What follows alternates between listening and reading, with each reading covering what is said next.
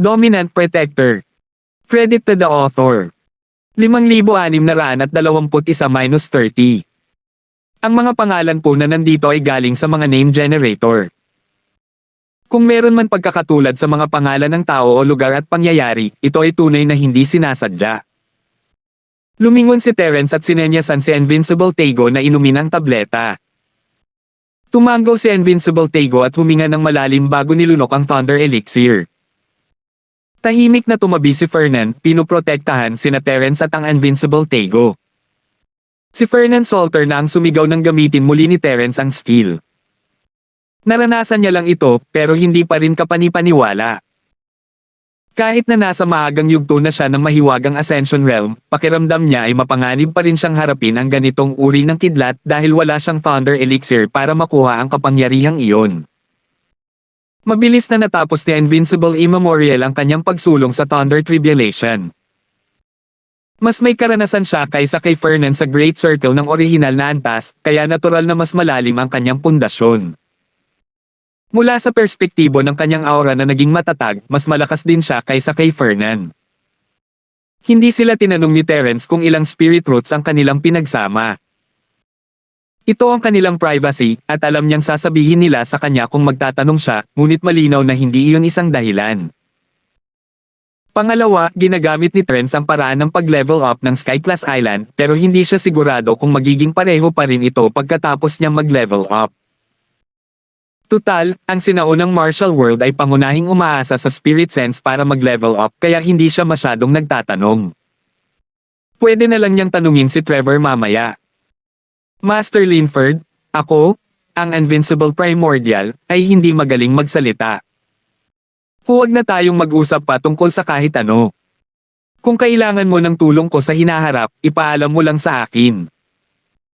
Nasa tugatog na rin ang saya ni Invincible Tago, at binago ni Terence ang usapan pagkatapos ng ilang pagbati. Pagbalik niya sa bundok ng Sub-Hero, kakailanganin niya agad silang dalawa. Marshall Granduncle, oras na para simulan ang hamon ng Big Four, di ba? Sa pagkakataong ito, sasama ako sa iyo. Kung hindi alam ng Chenkon Sect at ng Five Element Sect kung ano ang makabubuti sa kanila, palalayasin na lang natin sila at maglalaro ng mag-isa. Nagtago si Fernan para pag-aralan ang mga natapos na mental cultivation methods, pero malamang ay nag-uulat sa kanya si Percival Salter tungkol sa napakatandang pagpupulong kaya hindi na bago sa kanya ang dating relasyon. Ngayong nasa mga unang yugto na siya ng mahiwagang kaharian ng pag-akyat, hindi nagmamadali si Fernan na mag-aral ng sining. Kung nais ng paaralang Percival na maging pinuno ng malaking apat bilang isang Grand Disciple, kailangan niyang sumuporta sa kanyang tiyuhin na si Terence. Tingnan natin kung paano. Sa tingin ko ay wala silang gagawing kakaiba. Bahagyang ngumiti si Terence. Halos nasiliwan na ang kapalaran ng Big Four. Matapos magamit ang Spirit Sense para paganahin ang martial skills, sino kaya ang maaaring maging katapat ni Terence sa sinaunang martial world? Ang tatlong misteryosong Ascension Stage Cultivator na pinagsama-sama ay hindi makakagawa ng kahit isang galaw mula kay Terence. Kung talagang gusto niyang pabagsakin ang Chenkon Sect at ang Five Element Sect, magiging kasing dali lang ito ng pag-ikot ng kanyang kamay. Ang problema lang ay ang Central. Hindi niya alam kung hanggang saan ang aabot ng eksperimento ng Central. Sa makatuwirang paraan, hindi ito dapat maging matagumpay ng ganoon kabilis. Ang pinakanakababahala ay nakapagsaliksik na sila noon at ngayon ay kailangan na lang nilang idagdag ang gene ng Blue Flood Dragon para makumplito ito. Sumakay silang tatlo sa kani-kanilang mga lumilipad na spirit beast at mabilis na lumipad papunta sa mga guho ng bayan. Malapit na ang oras, at napagdesisyonan na ni Terence na tapusin ang apat na hamon sa lalong madaling panahon. Pagkatapos makabalik sa bayan ng Homs, ang apat na malalaki at 10 maliliit na sekta ay nagtipon-tipon, naghahanda para sa malalaking hamon ng Final Four. Dahil hindi pa lumalabas si Terence, natural na hindi siya hamanin ng mga tao mula sa sekta ng Percival. Kung tungkol naman sa sekta ng Chenkon at sa sekta ng 5 elemento, hindi rin nila siya minadali. Lahat ay naghintay ng may dituwirang pag-unawa. Bago lumapit si Terence, sinabi niya kay Invincible, huwag kang matalo. Para sa apat na pangunahing hamon, hahamunin ng ating paaralang Percival ang paaralang Chencon, at pagkatapos ay hahamunin ng inyong sekta na may libong talam ang isa pa sa apat na pangunahing sekta. Bagamat ang sekta na may libong talam ay orihinal na pangalawa sa 10 maliliit na sekta, dahil hindi nila natugunan ang mga kinakailangang kondisyon ng pagkakaroon ng 3 orihinal na infant stage cultivator, hindi nila maaaring hamunin ang mga ito kahit na may karapatan sila. Ngayon na nasa profound stage ka na, hindi na mahalaga iyon. Naiintindihan ko. Tumango si Invincible Tego bilang pagsang-ayon. Kung pag-uusapan ng mga hamon, ang pinakagusto niyang hamunin ay ang sekta ng Chencon. Tutal, masyadong malalim ang alitan sa pagitan ng dalawang sekta. Bukod pa rito, si Invincible Tego ay napinsala lang ng sekta ng Chencon.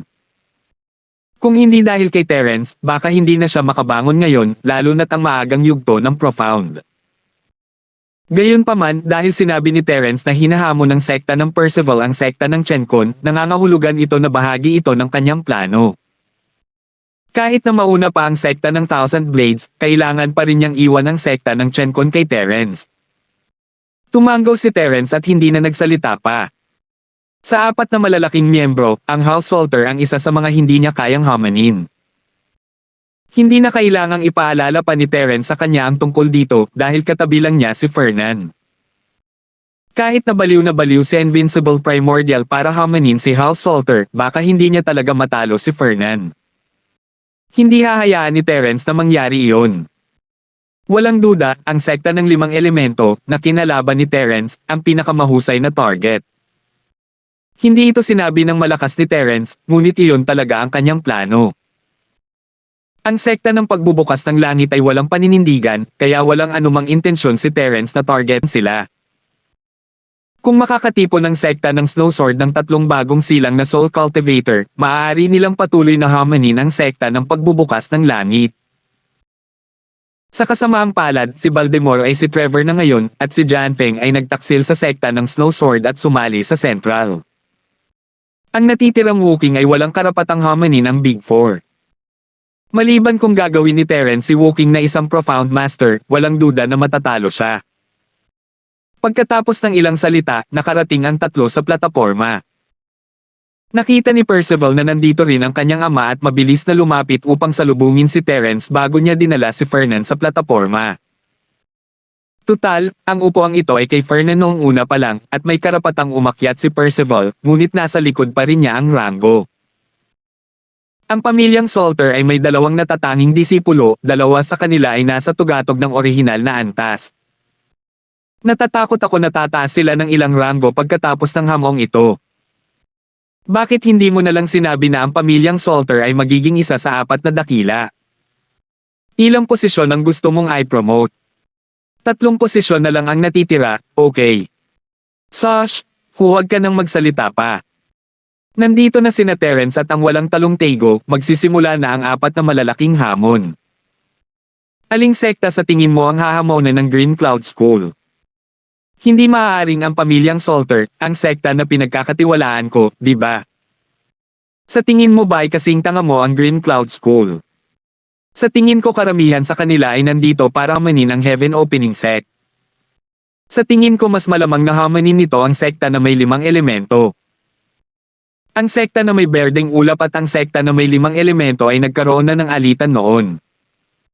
Sa pagdating ni Terence, parami ang mga taong nagbubulungan. Maraming gustong sabihin pero walang nagsasabi ng totoo. Malapit nang magsimula ang 4 na malalaking hamon at tinawag ni Terence ang matanda, maaari na nating simulan ang 4 na malalaking hamon ngayon. 5,622. Sumulyap ang matanda kay Terence at sinabing, hindi pa oras, bakit ka babalisa? Kailan ang oras? Tanong ni Reggie, halatang hindi nasisiyahan. Sasabihin ko sa iyo pagdating ng panahon. Sa tingin mo ba isa ka na sa Big Four? Gusto mo pa bang makialam dito? Sarkastiko pa ring sinabi ng unang elder ng bayan ng Pai kay Reggie. Kung hindi lang dahil sa pagiging mabait ni Reggie, malamang ay nagalit na ito sa kanya. Nakita ni Danny na hindi maganda ang ekspresyon ng mga tao mula sa paaralan ng Percival, at agad na humikab. Lahat ng tao mula sa paaralan ng Percival, hindi na kailangang mag-alala ng ganito.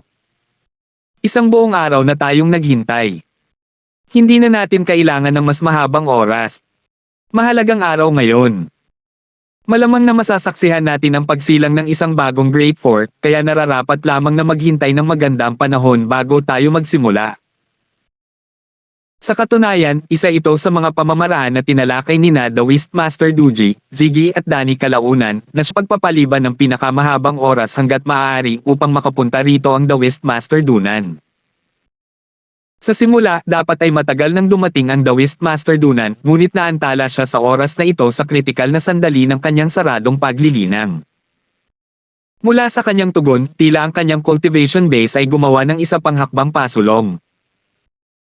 Bagamat hindi pa rin siya makalusot sa profound stage, maituturing siyang isang half-step profound na mahigit doble ang lakas kaysa sa isang ordinaryong cultivator ng Great Circle ng Nascent Soul stage. Kapag dumating ang immortal na si Dunan, na orihinal na nangungunang Nascent Soul Stage Cultivator, ang sekta ng Chenkon ay magiging kasing tatag ng bundok tay. Hindi alam kung anong uri ng kasunduan ang naabot ni Danny sa dalawang sekta na nagtulak sa kanya na isuko ang kanyang neutral na posisyon at magsalita para sa sekta ng Chenkon ng buong lakas. Walang pakialam na tiningnan ni Terence si Danny at tumango, mabuti. Gaano katagal bago dumating ang magandang panahon? Nagkatinginan sina Danny at ang The Wistmaster na si Duji, alam nilang hindi nila maaaring palampasin ang oras ng walang malinaw na oras. Napangiti na lang sila at sinabing, sa susunod na isang oras, ito na ang pinakamagandang oras ngayon. Kung gayon, maghihintay tayo ng isang oras. Hindi nagaksaya ng oras si Terence. Malulutas niya rin naman ang problemang ito ngayon, kaya hindi mahalaga kung maghintay pa siya ng isang oras. Maaari pa ring patuloy na patatagin ni Trevor ang kanyang lakas. Habang iniisip si Trevor, ginamit ni Terence ang kanyang spirit sense para mahanap ang kanyang posisyon. Nakaupo siya sa huling hanay ng square formation ng Percival Sect, tahimik na naglilinang, na labis na ikinatuwa ni Terence. Sa katunayan, labis na nasasabik si Trevor sa sandaling ito. Nagdarasal pa rin siya na sana'y mabaigo ang lahat ng tao mula sa paaralan ng Percival, at mas makabubuti kung mamatay silang lahat. Kung gayon, wala nang magagawa si Terence kundi ipadala siya upang baligtarin ang takbo ng digmaan at ipakita sa buong sinaunang mundo ng martial arts na siya, si Trevor, ang maalamat na Panginoon ng yugto ng profound, isang Diyos na nakatayo sa kalangitan at tumitingin sa mundo, isang buhay na kailangang hanggan at sambahin ng mga langgam na tulad nila. Kung nababasa lang ni Terence ang nasa isip ni Trevor, malamang sasampalin niya ito ng mahigpit para gisingin at tumigil sa pananaginip. Matanda na siya, at hindi maganda ang nangyari. Isang oras ang lumipas sa isang iglap, ngunit hindi dumating ang The Wistmaster na si Danny. Tumayo si Reggie at ngumisi sa dakilang elder ni Ying, narito na ang magandang panahon, mayroon pa bang ibang mga trick? Kung wala ka nito, bilasan mo at simulan mo na.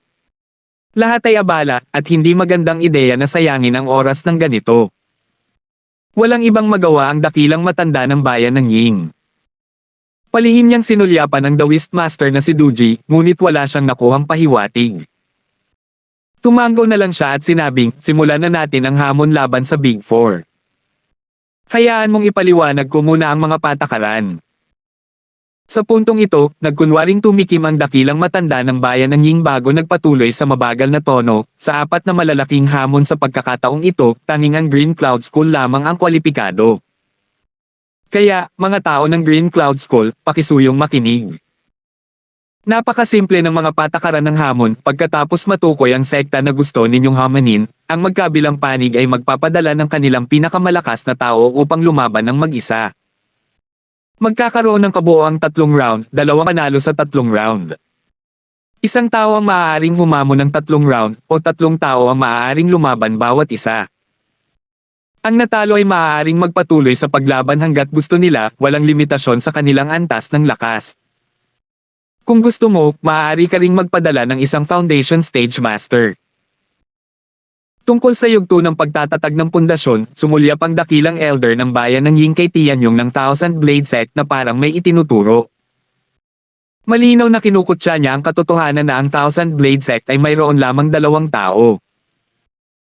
Isa pang espesyal na paalala, kung gusto mong maging isa sa Big Four, kailangan mo munang matugunan ang mga kondisyon ng pagkakaroon ng tatlong Nascent Soul Stage Masters.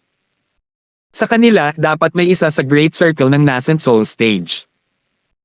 Kung hindi mo matutugunan ang mga kondisyon, huwag mo nang pangaraping hamanin ang Big Four. Muntik nang direktang banggitin ng Great Elder ng bayan ng Ying ang Thousand Blade Sect. Sa paningin ng dakilang matanda ng bayan ng Ying, dalawa lamang ang tao sa sekta ng Libong Talam. Kahit na magtagumpay ang paaralan ng Luntiang Ulap, hindi mababago ng sekta ng Libong Talam ang katotohanan na maaari lamang silang maging isa sa 10 maliliit na sekta. Hindi nila maaaring takutin ang paaralan ng Chenkon sa anumang paraan. Dahil hindi na kayang sumulong pa ang Thousand Blade Sect, hindi nila kayang saktan si Terence. Magandang ideya na talunin ang Thousand Blade Sect. Kung hindi lang dahil sa hindi kilalang lakas ni Terence, gugustuhin pang ang tanggalin ng tatlong sect si Terence sa bagong soul list ng Percival Sect. Sa ganitong paraan, hindi na nila kailangang lumaban pa. Si Tian Yung, sa kabilang banda, ay napakakalmado. Wala siyang pakialam sa pang-aasar ni Elder Linton. Bagamat hindi niya alam ang tungkol sa hindi matatalo na Supreme Ancient na nakarating sa mahiwagang yugto ng pag-akyat, ang hindi matatalo na Supreme Ancient na bumalik kasama si Terence ay nagbigay sa kanya ng isang hindi pamilyar na pakiramdam. Para bang kikilabutan siya sa kaibuturan ng kanyang puso tuwing katabi niya ang hindi matatalo na Supreme Ancient. Malinaw na hindi ito isang masamang bagay. Tapos ka na ba? Simulan na natin pagkatapos mo. Naiinip na putol ni Reggie sa mahaba at walang habas na pagsasalita ni Grand Elder Linton. Itinuro niya ang Daoist Master na si Duji at sinabing, gusto ng paaralan natin sa Percival na hamanin ang paaralan ng Chenkon. Nagkagulo ang mga tao. Karamihan sa mga tao ay nahulaan na pipiliin ng paaralang Percival ang paaralang Kaizen bilang kanilang kalaban. Kung tutuusin, sa unang tingin, ang paaralang Kaizen ang pinakamahina. Marami ring nag-akala na ang sekta ng Berdeng Ulap ay haamon sa sekta ng 5 elemento, ngunit halos walang nag-akala na ang kalaban ng sekta ng Berdeng Ulap ay ang sekta ng Chenkon. Tutal, ang sekta ng Chenkon ay palaging pinuno ng 4 na dakila, at ang kanilang kapangyarihan ay nananatili pa rin pagkatapos ng pagkamatay ng tigre. Bukod dito, ang tigreng ito ay hindi papatay. Ang pinakamakapangyarihang immortal na Dani ay nakatayo pa rin sa likod ng sekta ng Chenkon na parang bundok. Dahil sa presensya ng immortal na Dani, ang sinumang gustong hamanin ng sekta ng Chenkon ay kailangang mag-isip ng 2 beses. Ang nangungunang eksperto sa entablado ng Nascent Soul ay hindi nagpakilala sa sarili, ito ay malawakang kinikilala ng maliit na Jiangho ng sinaunang panahon. Namutla ang mukha ni kagalang-galang Duji. Kahit inaasahan na niya ito, nahihiya pa rin siyang hamanin ni Reggie. Ilang taon na ba ang nakalipas? Bilang Panginoon ng maliit na Jiangho noong sinaunang panahon, ilang taon na ba ang nakalipas mula nang makaranas ng ganitong sitwasyon ang sektang Chenkon? Sa isang iglap, naramdaman ng Daoist Master na si Duji ang pag-aalab ng dugo sa kanyang dibdib. Bigla siyang tumayo at humakbang pasulong, magaling. Tinatanggap ng sektang Chenkon ang hamon. 5,623. Hindi napigilan, sila ang nagtakda ng mga patakaran. Kahit ayaw nila, ang sektang itinalaga para hamanin ay dapat na humarap at tanggapin ang hamon, maliban na lang kung kusang loob nilang aaminin ang pagkatalo. Malinaw na imposible para sa isang Daoist Master of Tribulation na dumaan na umamin ng pagkatalo. Dahil ganoon nga, ang mga kalahok sa unang round, umakyat kayo sa entablado. Galit na galit din ang punong elder ng bayan ng Pai. Bilang miyembro ng sekta ng Chenkon, tiningnan niya si Terence at ang iba pa ng may puot. Bihira siyang makapagpatuloy sa pag-host. Malapit nang humakbang si Terence. Dahil kayang paginahin ng spirit sense ang martial skills, madali lang kayang alagaan ni Terence ang kahit sino mula sa sekta nang hindi gumagamit ng spirit sense attacks. Kung aakyat siya, malamang wala pang 1 minuto ang kailangan niya para matapos ang 2 laban, basta't hindi mag-aaksaya ng oras ang elder. Teka! Nakita ni Daoist Duji na aakyat na sana si Terence sa entablado at agad na sumigaw, Terence, hindi ka pwedeng umakyat dyan. Anong ibig mong sabihin? Tinaas ni Terence ang isang kilay. Lumipad papunta sa entablado ang The Wistmaster na si Duji at matuwid na sinabi, nakasaad sa mga patakaran na ang pinakamalakas na tao, mula sa dalawang sekta ang lalaban. Tao ka ba? Isa kang sinaunang espiritu. Ito ang pangalawang planong naisip nilang tatlo kung hindi sila makapaghintay, hahanap sila ng dahilan para pigilan si Terence sa pakikipaglaban. Ang pinaka hindi mahuhulaan na tao sa sekta ng Percival ay si Terence, at hanggat hindi nila siya isinasama, hindi magiging problema ang iba. Tama iyan, Terence, hindi ka talaga tao. Kahit pa umangat ka pa, hindi kasama ang resulta. Tumawa si Ziggy. Hayagan niyang itinuturo si Terence at tinatawag itong bastos. Ang sarap sa pakiramdam ni Ziggy, hindi na niya kailangang banggitin pa. Agad na sumagot si Percival, anong kalokohan? Para sa aming mga cultivator, ang primordial spirit ang pinagmulan. Nakakatawa na sabihin na ang primordial spirit ay hindi itinuturing na tao.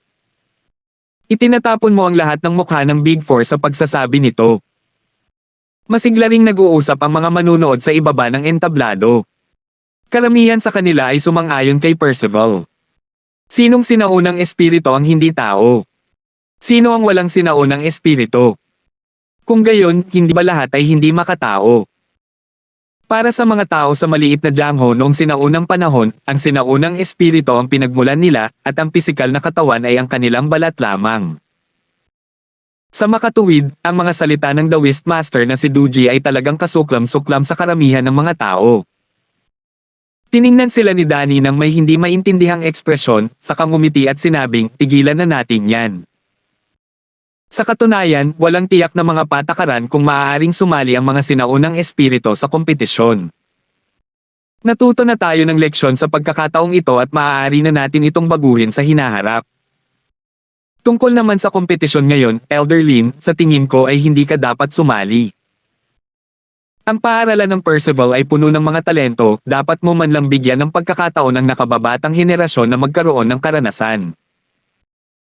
Noong una, tila patas ang desisyon, ngunit sa bandang huli, lubos itong nakahilig sa sekta ng Chen Kun.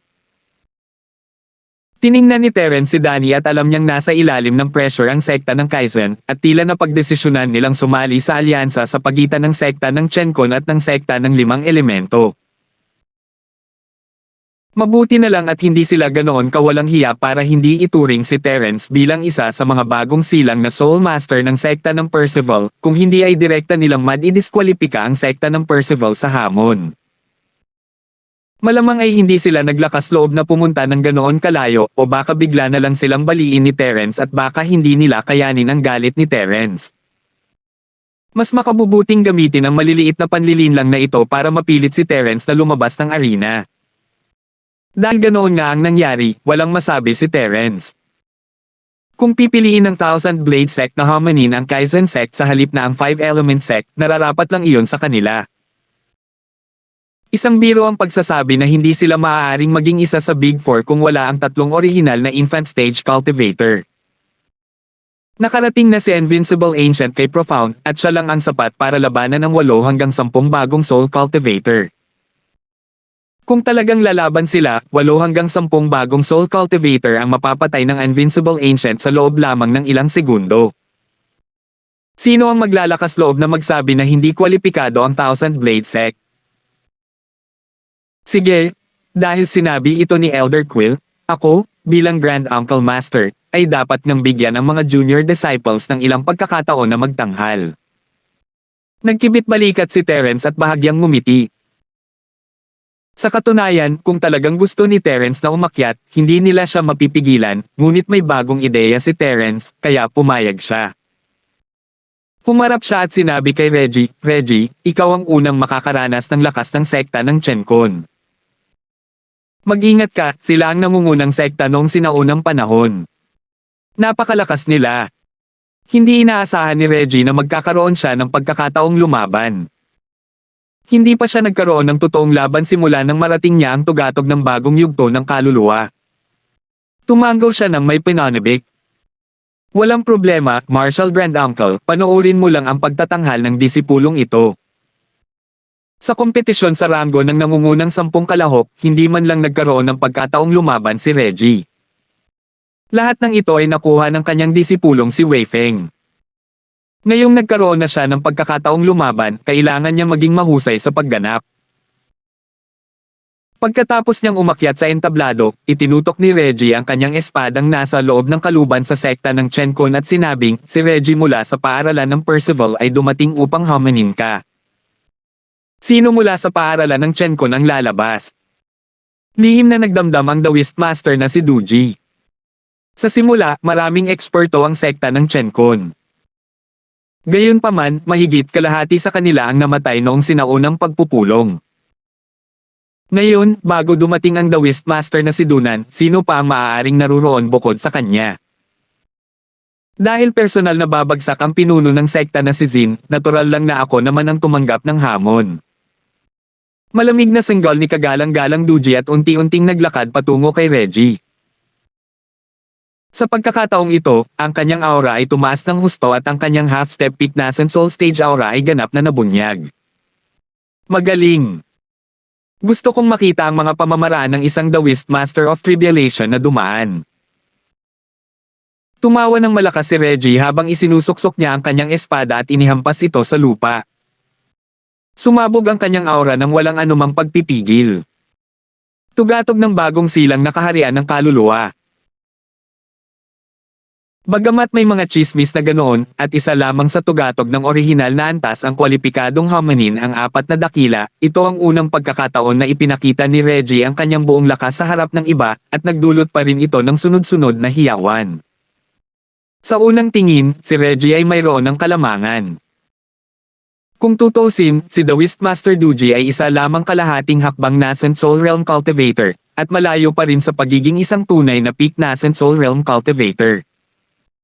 Nasa tugatog na bagong silang na kaluluwa. Malakas siya. Tila walang pakialam ang Daoist Master na si Duji. Matapos ang pagmutya, pinanatili niya pa rin ang sarili niyang bilis at unti-unting naglakad patungo kay Reggie. Bawat hakbang ay eksaktong pareho na parang sinukat niya ito gamit ang ruler. Sa totoo lang, ang mga Daoist Masters of Tribulation na dumadaan ay hindi talaga natatakot kay Reggie. Gaano man kalakas si Reggie ngayon, hindi nito mababago ang katotohanan na isa pa lamang siyang maagang Golden Core Cultivator, isang taon na ang nakalilipas. Sa sobrang bilis ng pag-unlad, kahit ang mga bagong galing sa Soul Cultivator ay hindi magkakaroon ng matatag na pundasyon. Kahit na ang isang Daoist Duji ay medyo mas mababa ang antas kaysa kay Reggie, tiwala pa rin siyang matatalo niya si Reggie. Hindi nagpatuloy sa pagsasalita si Reggie. Sa halip, itinoon niya ang pansin sa mga hakbang ng Daoist Master na si Duji. Sa bawat hakbang, tila may mga magagandang pagbabagong nagaganap. Sa kasamaang palad, hindi matukoy ni Reggie kung ano ang nangyayari sa sandaling iyon, kaya hindi siya agad kumilos. 5,624. Walang sining o sining si Terence na ginagamit bilang practitioner ng sektang Chenkon, kaya hindi niya mabigyan ng anumang partikular na payo ang mga tao sa sektang Percival.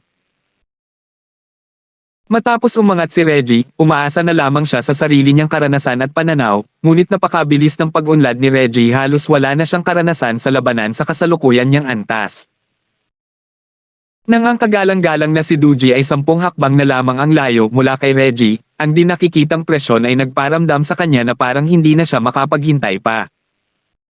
Agad siyang sumigaw ng malinaw at ikinaway ang kanyang kanang palso. Ang kanyang mahabang espada ay lumabas mula sa kaluban nito na parang kidlat, at ang kaluban ay natama ng mahusay na pamamaraan ni Reggie, direkta patungo sa kagalang-galang na si Duji. Hindi nagbago ang ekspresyon ng kagalang-galang na si Duji. Humakbang pa rin siya pasulong sa parehong bilis gaya ng dati. Isang hakbang ng langit at lupa. Itinusok ang kaluban sa lupa gamit ang isang matalim na sipol. Ito sana ang lugar kung saan nakatayo ang kagalang-galang na si Duji, ngunit ngayon ay wala ng tao roon. Humakbang pasulong ang kagalang-galang na si Duji, ngunit para bang idinagdag niya ang lahat ng distansya na nilakad niya noon dito. Nang lumapag siyang muli, nasa likuran na niya si Reggie. Lumingon siya at itinutok ang isang palad sa mahalagang bahagi ng likod ni Reggie.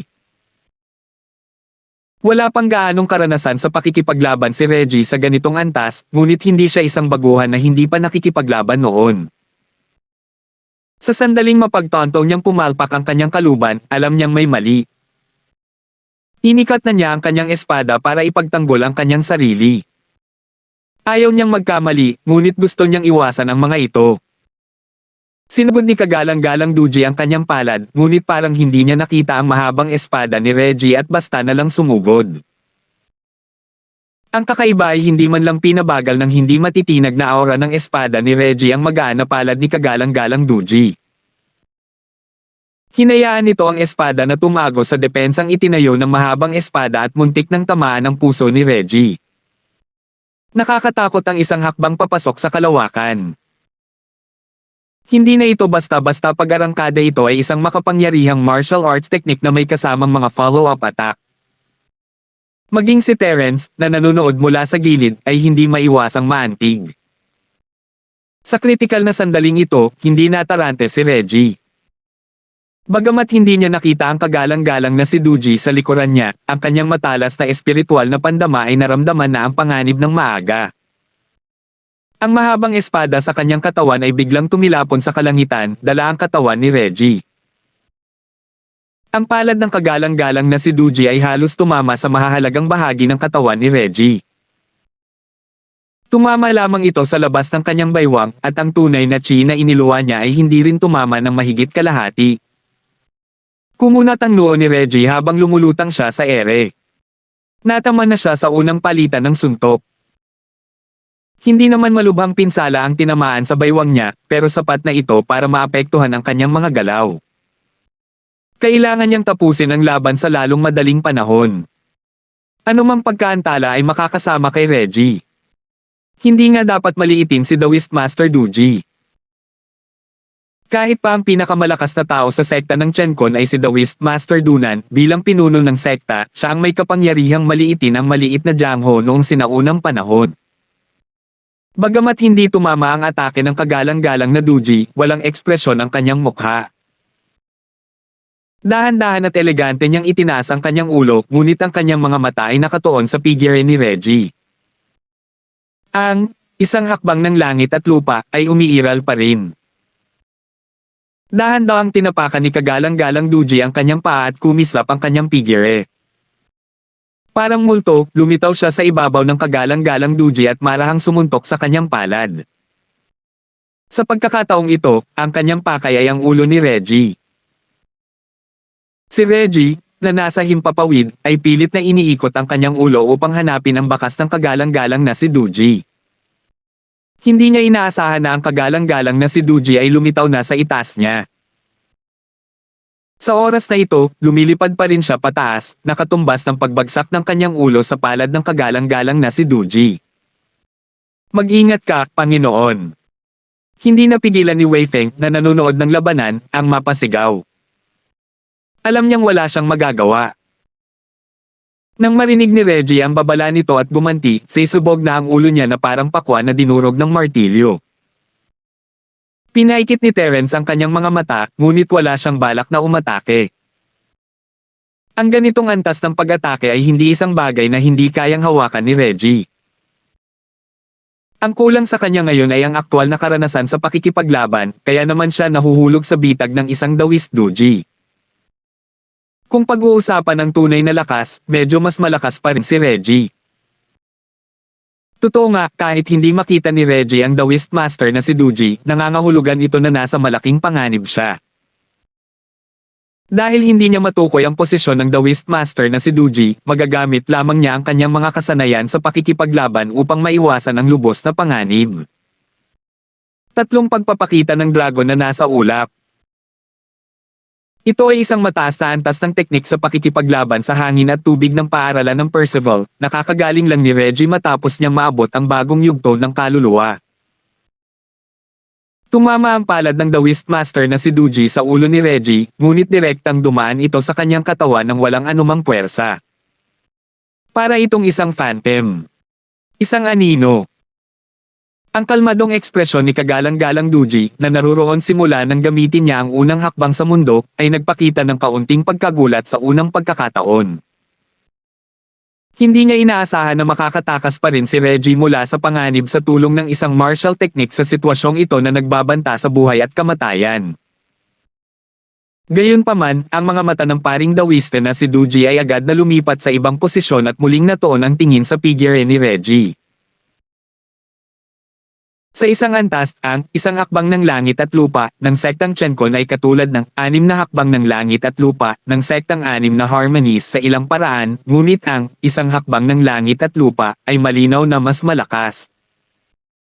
Matapos matuklasan si Reggie, ang figure ni kagalang-galang na Duji ay kumislap at naglaho. Hindi niya pinansin ang katotohanang hindi siya maaaring humiram ng puwersa sa hangin at muling lumitaw sa likuran ni Reggie sa isang kisap mata, hinampas ang likod ng kanyang ulo gamit ang kanyang palad. Tila walang reaksyon si Reggie sa pagkakataong ito. Hindi siya gumalaw. Gayunpaman, isang mahabang espada ang biglang tumama mula sa ibabaw ni kagalang-galang na Duji. Ang zinchi sa dulo ng espada ay gumalaw at halos madikit sa dulo ng baihui sa tuktok ng ulo ni kagalang-galang na Duji. Bulalas ng mga tao sa ibaba ng entablado. Bagamat hindi nakikita ng karamihan sa kanila ang mga detalye ng mga sandaling iyon, ang paminsan-minsang kapanapanabak na eksena ay sapat na kapanapanabak. Walang duda, muling tumagos ang palad ng kagalang-galang na Duji sa ilusyonaryong figure ni Reggie. Malinaw na hindi lamang iisang ilusyonaryong figure ang tatlong dragon na nasa ulap. Paanong ang isang Taoist master ng Tribulation Transcendence, na puno ng intensyong pumatay sa bawat hakbang, ay ganoon kadaling matalo? Walang maniniwala sa ganitong uri ng pagbaligtad, at walang sino man ang may oras para isaalang-alang ang posibilidad na ito dahil ang susunod na pagbabago ay halos sabay-sabay na nangyari. Ang siguradong patay na pag-atake ng espada ni Reggie ay talagang tumago sa ulo ng Taoist master na ito na si Duji. Gayunpaman, hindi nakaramdam si Reggie ng anumang pagtutol. Ang Taoist master na tinagos ng kanyang espada ay isa lamang ilusyon. Paano nangyari iyon? Nabigla si Reggie. Sa sandaling ito, nabunyag ang disbentahan ng kanyang kakulangan ng karanasan.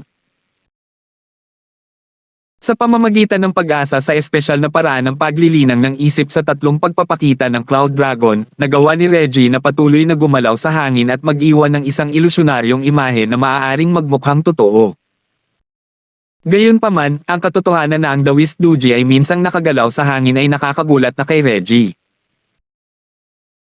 Sa huli, nagawa niya pa ring gawin ang parehong bagay tulad ng kanyang tatlong pagpapakita ng Cloud Dragon at patuloy na gumalaw habang nag-iiwan ng isang ilusyonaryong imahe.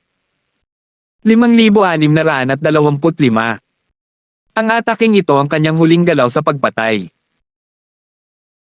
Naubos na ni Reggie ang lahat ng kanyang mga panlilinlang at hindi na niya makontrol ang kanyang katawan.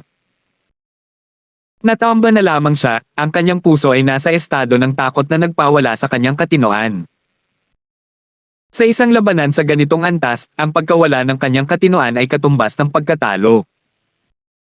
Muling lumitaw ang Taoist master na si Duji sa kaliwa at kanan ni Reggie. Gayunpaman, medyo mahirap ang distansya sa pagitan nilang dalawa. Kung gusto niyang ipagpatuloy ang pag-atake kay Reggie gamit ang kanyang palad, tila masyadong maikli ang kanyang kamay. Matapos ang patuloy na paggalaw sa ere, ang Taoist master na si Duji ay parang isang palaso sa dulo ng kanyang paglipad. Hindi rin niya makontrol ang kanyang tilapon sa ere at ang tanging nagawa niya ay igalaw ang kanyang katawan at gumamit ng isang napaka-ordinaryong sipa na parang letigo para atakihin si Reggie. Imposibleng mapatay o masaktan ng malubha si Reggie sa ganitong pag-atake.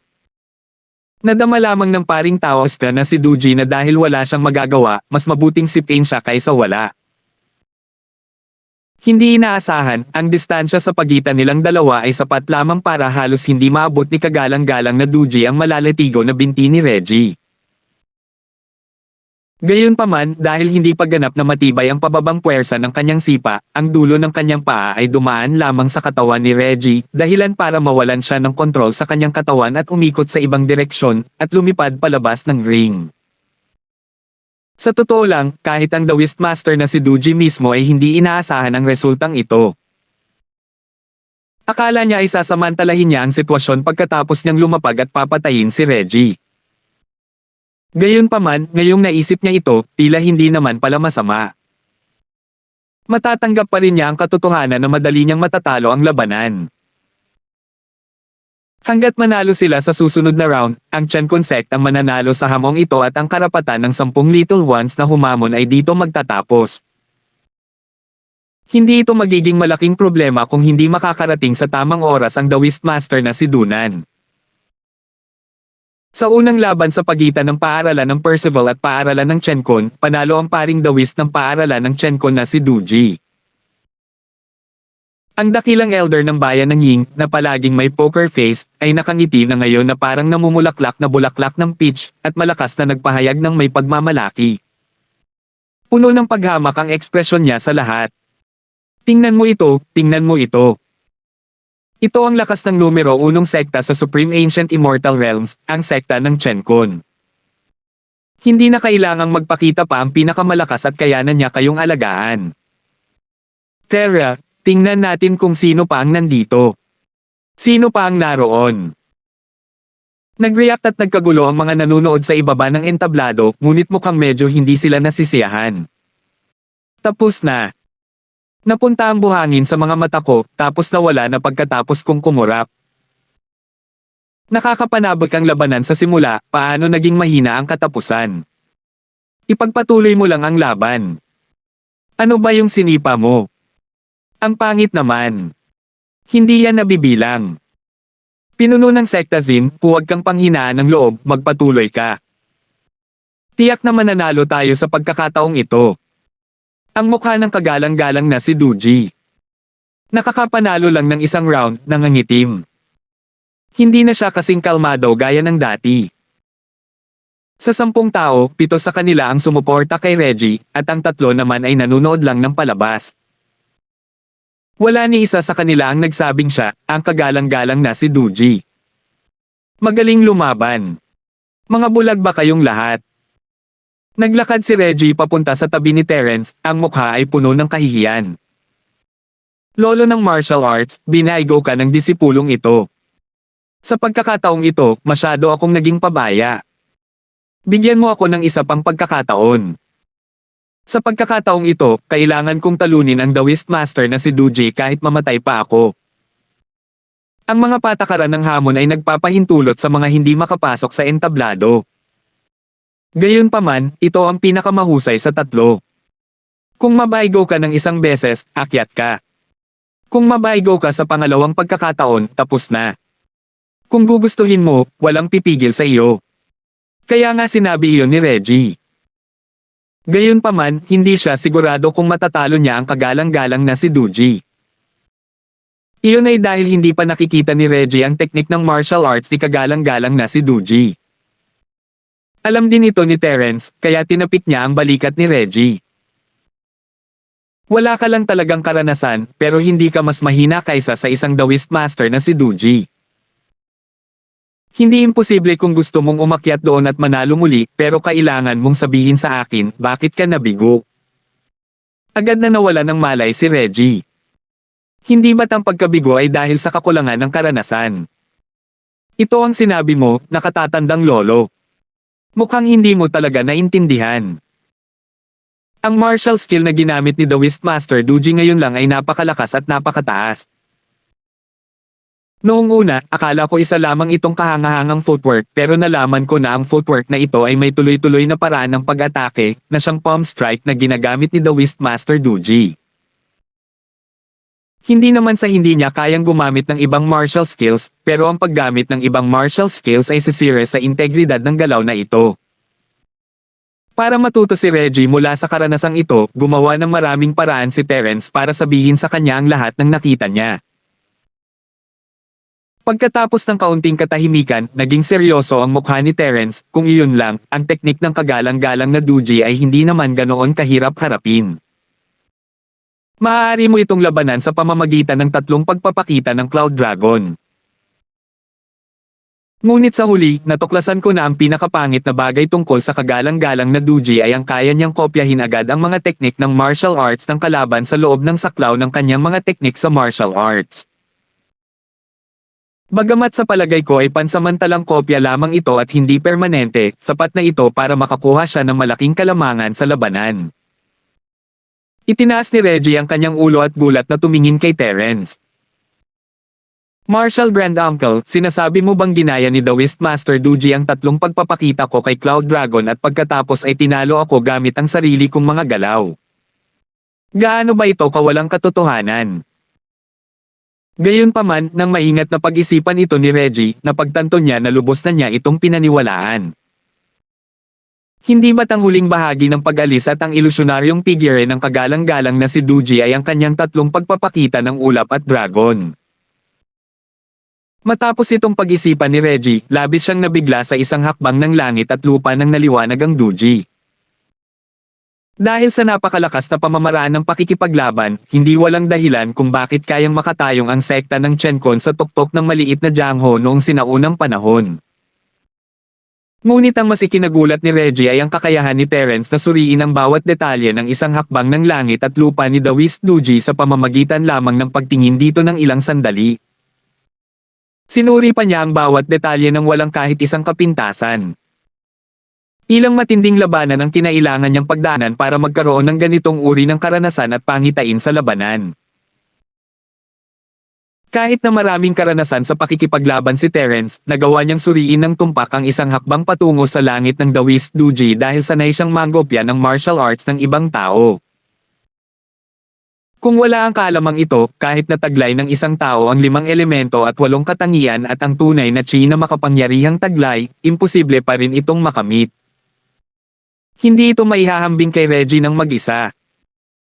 Habang nag-uusap silang dalawa, isang aerial spirit beast ang lumipad mula sa malayo na parang kidlat.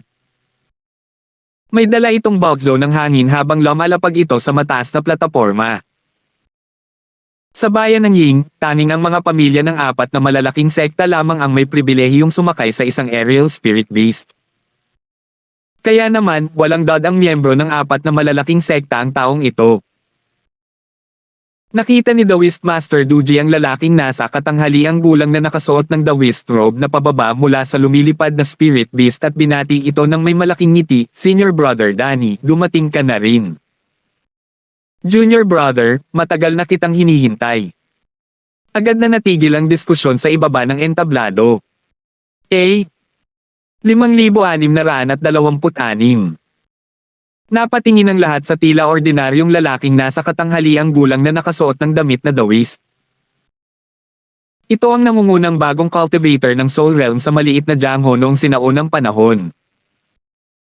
Bagamat hindi niya ipinakita ang kanyang aura, mayroon pa ring di nakikitang kapangyarihan na nagpapaiba sa kanya sa iba.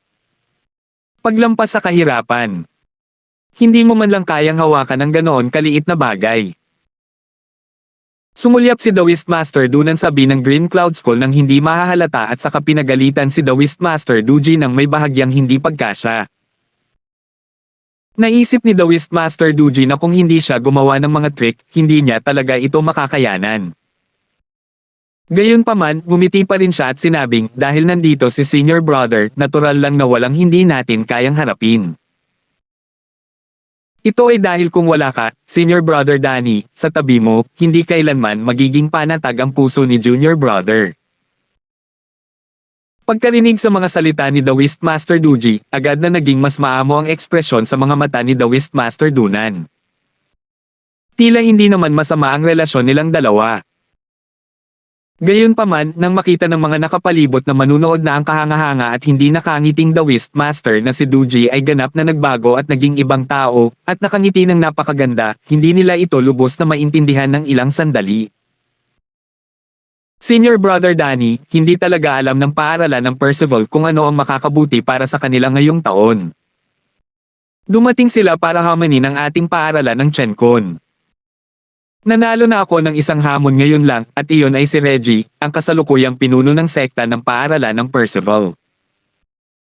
Mapapalis ko ang paaralan ng Percival kung mananalo pa ako ng isa. Tiningnan ng paring The Whist na si Duji si Reggie nang may paghamak, iniisip na matatalo pa rin niya si Reggie kung lalaban itong muli. Bukod dito, hindi basta-basta bibitawan ng paring The Whist na si Duji si Reggie sa pagkakataong ito. Tutal, may hinamon naman siya mula sa sekta ng Chenkon, kaya kinailangan niyang turuan si Reggie ng isang malalim na aral. Bakit hindi mo siya pinatay? Sinundan ni The Wistmaster Dunan ang linya ng paningin ni The Wistmaster Duji at binigyan si Reggie ng malamig na tingin. Ang mga nangahas na pukawin ng mga tao ng sekta ng Chenkon ay hindi kailangang mabuhay. Gusto ko rin siyang patayin, pero hindi ko nagawa. Napahiya si The Wistmaster Duji at sinabing, huwag kang mag-alala, senior brother. Ang pinakamakapangyarihang tao sa Green Cloud School ay si Reggie. Malamang lalaban ulit siya sa susunod na round. Kahit isa siyang peak nascent soul cultivator, hindi siya masyadong malakas. Panoorin mo lang kung paano ko siya haharapin. Ikinumpas ni Immortal Danny ang kanyang kamay at sinabing, kalimutan mo na yan. Dahil nandito na ako, hayaan mo akong umalis at iunat ang aking mga paa at kamay. Ipapaalam ko rin sa lahat ng nasa maliit na jangho ng sinaunang panahon ang mga kahihinatnan ng paghamon sa ating sekta ng Chenkon. Tuwang-tuwa ang The Wistmaster na si Duji. Pumalakpak siya at tumawa dahil kikilos na ang nakatatandang kapatid na si Danny, siguradong patay na si Reggie. Dahil doon, pumarap siya kina Terence at Reggie at tumawa, Reggie, sino ang makakasama sa ikalawang round? Huwag mong sabihing ikaw ang aakyat. Hahaha, kung ikaw talaga yan, gusto kitang payuhan. Bilasan mo at iwanan mo ang mga huling salita mo. Sa pagkakataong ito, ang nakatatandang kapatid ko, ang numero 1 eksperto noong sinaunang panahon na nasa half-step ascended realm. Huwag mong kalimutang magmakaawa pagdating ng panahon. Ngumisi si Terence at idiniin ang kanyang kamay sa balikat ni Reggie na pumihil sa kanya sa pag-akyat sa entablado. Ang pakikipaglaban kay kagalang-galang na Duji ay maaaring magpalaki sa karanasan ni Reggie sa pakikipaglaban, ngunit kung lalaban siya kay kagalang-galang na Dunan, katulad ito ng sinabi ni kagalang-galang na Dunan, maaaring mapatay agad si Reggie nang hindi man lang nagkakaroon ng oras para gumanti. Ang pagkakaiba sa pagitan ng isang half-step profound at isang normal na peak nascent soul ay parang pagkakaiba sa pagitan ng isang peak nascent soul at isang peak mid nascent soul. Hindi hahayaan ni Terence na sumugal si Reggie kahit alam niya ito. Hehe. Half-step profound, tinakot mo talaga kami ng husto. Tiningnan ni Terence si The Wisdunan ng may mapang uyam na tingin. Kahit mahina ang usapan sa pagitan ni The Wisdunan at The Wisduji, narinig pa rin ni Terence ang bawat salita. Talagang tumaas ang intensyon ni Terence na pumatay kay The Wisdunan. Dahil lang sa isang pangungusap mula sa immortal na si Danny, bakit hindi mo siya pinatay? Sa paningin ng The Wistmaster na si Danny, si Reggie ay parang isang langgam na maaaring durugin hanggang mamatay anumang oras. Ang kanyang buhay at kamatayan ay hindi dapat pagsisisihan. Dahil ganoon nga, kinailangan ni Terence na ipaalam sa kanya kung sino ang tunay na langgam. Dahil takot na kayong lahat, aminin na lang ang pagkatalo at lumapit kayo para magyuko at aminin ang inyong mga pagkakamali. Kung gayon, maaaring isaalang-alang ng ating sekta ng Chenkon na hayaang mabuhay ang inyong sekta ng Percival. Mayabang na sabi ni The Wistmaster Duji. Tila dahil dumating na ang kanyang pinakamalaking taga-suporta, ang The Wistmaster Dunan. Hindi man lang siya pinansin ni Terence. Ang naliwanagang si Duji na gumamit ng isang hakbang ng langit at lupa ay nagpatingin kay Terence sa kanya sa ibang pananaw, ngunit ang naliwanagang si Duji ngayon ay tila may malaking pagbaba sa katalinuhan. Kung talagang bibigyan niya ito ng pansin, para na rin itong pag-alis ng sarili niyang katalinuhan. Dahil personal na lumabas ang nangungunang nascent soul stage cultivator, kung gayon ang ating paaralang Percival ay tanging isang random na disipulo lamang ang makakahanap para harapin ito. Ang pangungutya sa mukha ni Terence ay lalong nagiging halata. Lumingon siya at kumaway kay Trevor na nasa huling hanay ng paaralang Percival. Trevor, halika rito. Ha, ako na ba sa wakas? Terence, ikaw na maliit na B** star, kailangan mo pa ring umasa sa akin sa huli. Ha. Tumawa ng malakas si Trevor sa kanyang puso. Pakiramdam niya ay dumating na ang oras para pamunuan niya ang mundo, ngunit nagpakita pa rin siya ng respeto. Tumakbo siya agad palapit pagkatapos marinig ang tawag ni Terence. "Tiyo sa Marshall, may utos ka ba para sa disipulong ito?" Dahil nasa harap sila ng mga tao, sinunod ni Trevor ang mga tagubilin ni Terence at tinawag si Terence na tiyo sa tuhod. Kahit mas bata ito, naramdaman ni Trevor na hindi niya kailangang tawagin itong Panginoon o kung ano paman. Ang astig naman. "Handa ka na sa laban na ito. Makipag-ayos ka na lang sa numero nung nascent soul stage cultivator na ito." Casual na sabi ni Terence at kumaway kay Trevor para lumapit. Yumuko pa rin si Trevor at ikinuyom ang kanyang mga kamao habang magalang na sinasabi, "Opo, Tiyo." Napansin ng matalas na pandaman ni Terence ang nanginginig ng ngiti ni Trevor.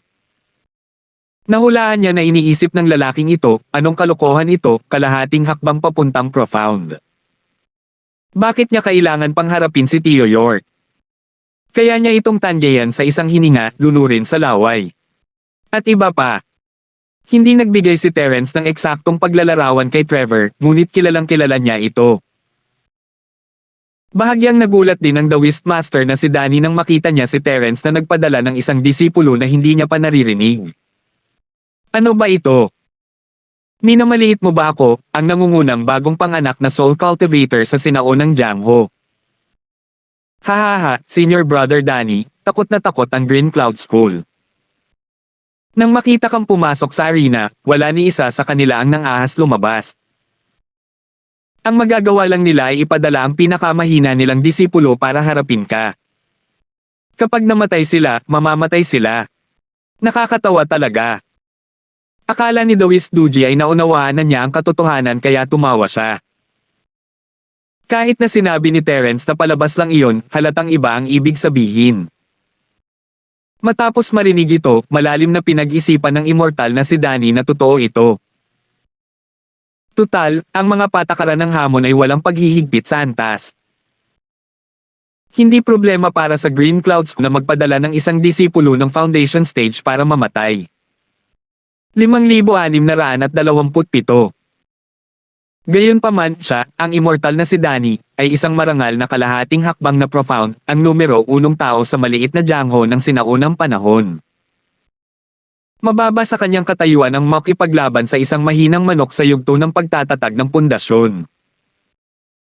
Kung hindi dahil sa katotohanang napagkasunduan na nila na aakyat siya sa entablado, ang The Wistmaster na si Danny ay tatalikod na sana at babalik. Nakita ng Green Cloud School na hindi sila maaaring manalo, kaya sinasadya nilang gumawa nito para kamuhian ang mga tao, hindi ba? Ang apoy sa puso ng immortal na si Danny ay tumaas sa entablado at tumigil. Itinaas niya ang kanyang ulo upang tumingin sa langit sa 45 degrees at malamig at mayabang na sinabi, "Walang pangalang Junior, isang karangalan para sa iyo na mamatay sa aking mga kamay. Bibigyan kita ng pagkakataong iulat ang iyong pangalan at pagkatapos ay mabilis na lumapit upang mamatay." Agad na nagalit si Trevor. "Sino ka ba? Gusto mo akong magpalista? Sa tingin mo ba ikaw si Terence, walang hiya ka? Isang karangalan para sa akin ang mamatay sa mga kamay mo. Bubugbugin kita hanggang mamatay at ipapaalam ko sa iyo kung ano ang karangalan." Nagmura siya sa sarili dahil sa nakasanayan, ngunit hindi rin magalang ang kanyang mga salita. Hindi si Terence ang The Wistmaster na si Danny, kaya walang anumang pag-aalinlangan si Trevor, "Bingi ka ba, matanda? Hindi mo ba narinig na tinatawag ka ni Terence na Trevor? Dahil ba sa matagal na panahon na hindi kita nabugbog kaya nangangati ka ng bugbugin, anak ng pagong?" Galit na galit si Immortal Danny.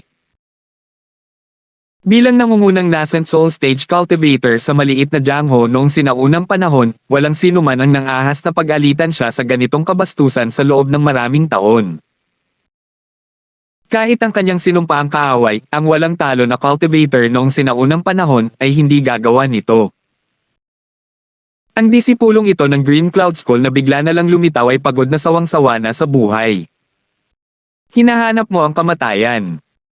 Kasabay ng mahinang sigaw, biglang lumitaw si Reverend Danny sa harap ni Trevor at sinampal si Trevor.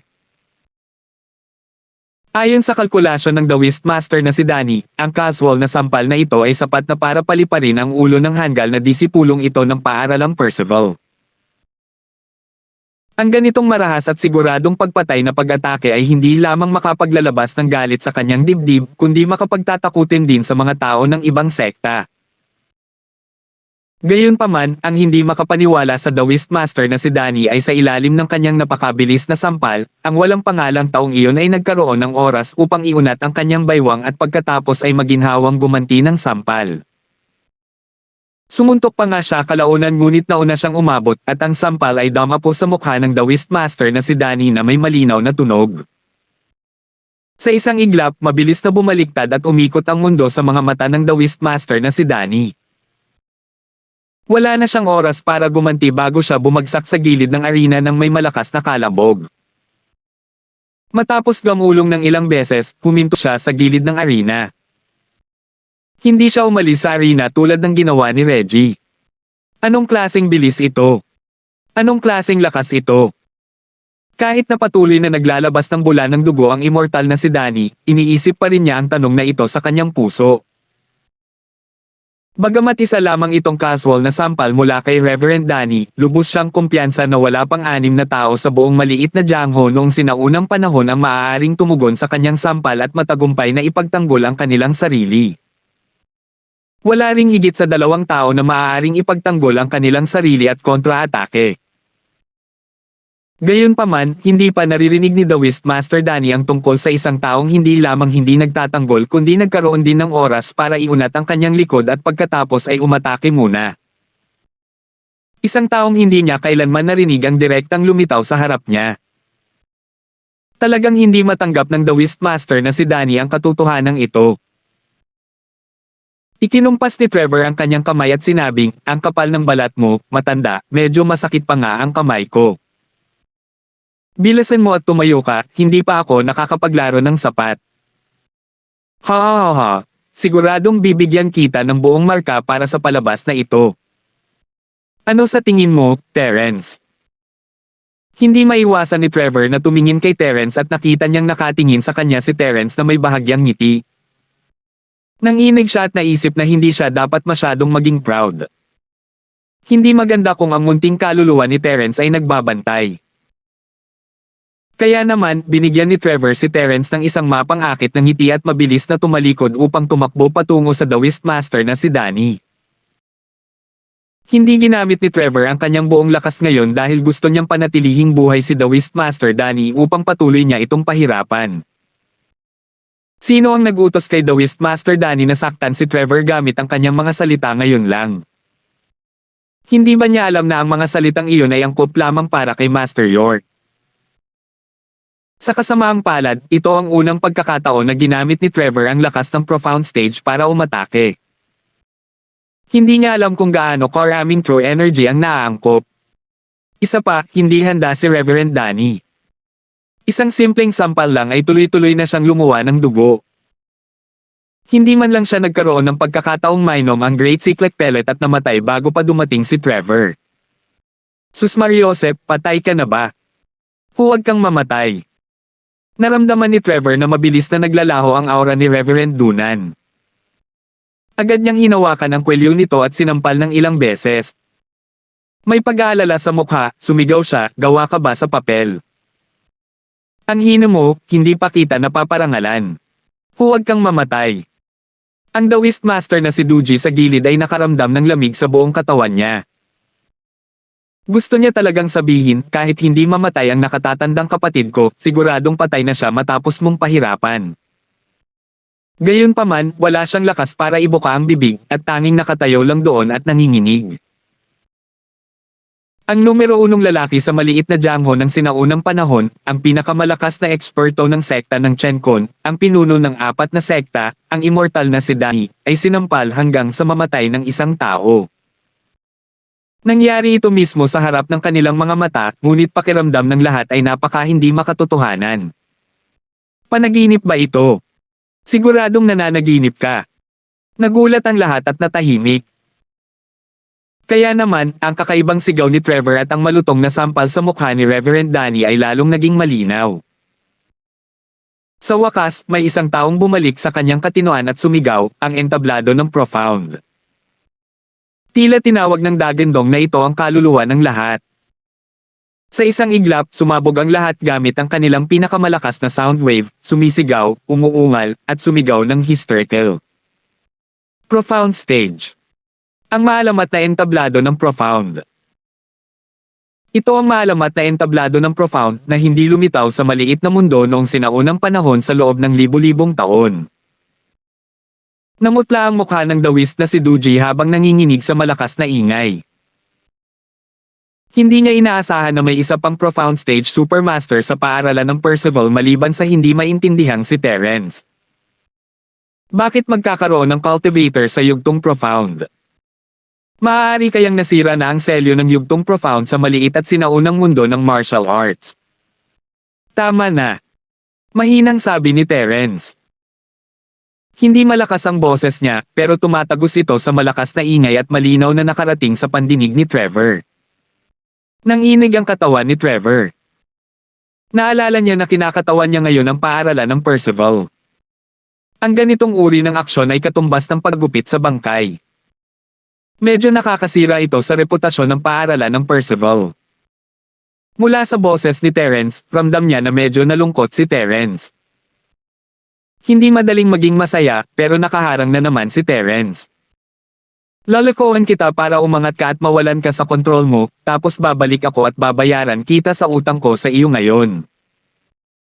Mabagsik na naisip ni Trevor sa sarili, pero ang katawan niya ay nakaalis na sa bangkay ni The Wistmaster Danny at lumitaw sa tabi ni Terence na parang kidlat.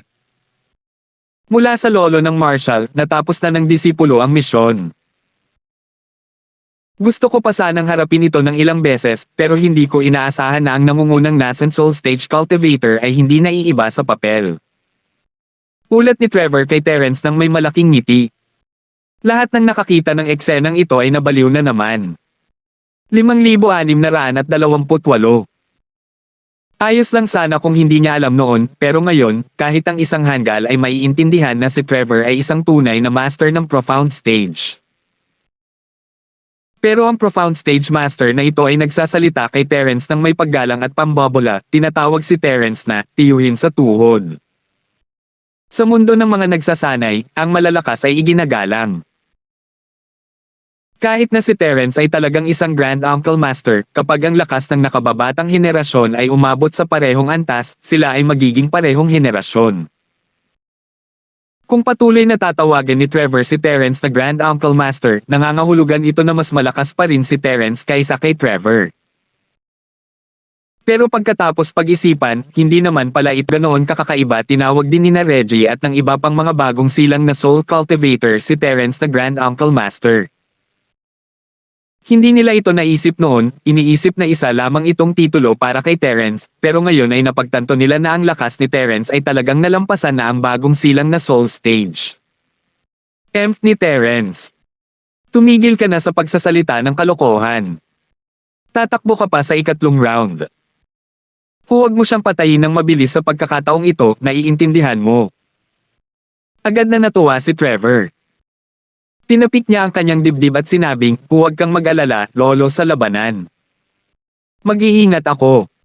Hindi ko siya papatayin ng ganoon kabilis. Tiyak na papatayin ko siya ng kaunti pa. Matagal nang pinagtutuunan ng pansin ng The Wistmaster na si Duji ang sitwasyon dito. Ngayong lumitaw na ang isang cultivator sa yugtong Profound, hindi ba't maghahanap na lang siya ng kamatayan kung hindi siya magbabantay. Nang marinig niya ang pag-uusap ni Terence at Trevor, natulala siya ng husto. Gusto pa rin ba nilang lumaban? Paano lalaban? Magiging sako ba siya ng buhangin at mabubugbog? Ang isang hakbang ng langit at lupa ay tunay ngang napakaganda at misteryoso, ngunit kapag ang agwat sa lakas ay umabot sa isang tiyak na antas, gaano man kaganda ang teknik ng martial arts, wala itong silbi. Parang kahit gaano pa kaganda ang hitsura at pagganap ng isang supercar, agad itong magkakawatak-watek at magiging isang tambak ng basura kapag nabangga ito ng harapan ng isang kotseng parisukat ang hugis. Tumingin si Reggie sa kagalang-galang na si Duji nang nakangiti at nagtanong ng may nakapikit na mga mata, The Whist Tribulation Transcender, sino ang aakyat sa ikatlong round? Huwag mong sabihing ikaw ang aakyat. Hahaha, kung ikaw talaga yan, gusto kitang bigyan ng payo. Bilasan mo at iwanan mo ang mga huling salita mo. Bagamat ang aakyat sa pagkakataong ito ay isang ordinaryong disipulo lamang ng ating sekta, at hindi ang nangungunang eksperto ng sinaunang panahon sa half-step profound ascension realm, ang upuang ito ay nag-aalala na baka hindi ka man lang magkaroon ng pagkakataong magmakaawa. Ano ba to? Isang ordinaryong disipulo. Ano ba to? Hindi to kalahating hakbang na profound. Siyempre, ang yugto ng profound ay hindi kalahating hakbang na yugto ng profound. Ang yugto ng profound ay isang ordinaryong disipulo. Kanino mo sinisinungaling?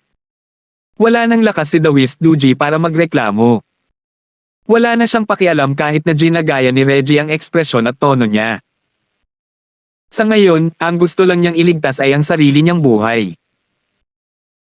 Tutal, walang sino man ang gustong mamatay ng ganoon kadali matapos maabot ang ganoong kataas na antas. Hindi lalaban ang ating sekta ng Chenkon. Aaminin ng sekta ng Chenkon ang kanilang pagkatalo sa ikatlong round. Binabati kita sa sekta ng Percival sa pagiging bagong Big Four. Ngumiti ng mahina si The Wistmaster Duji, ikinuyom ang kanyang mga kamay, at sinabi sa isang hindi tapat na paraan. Wala nang ibang paraan.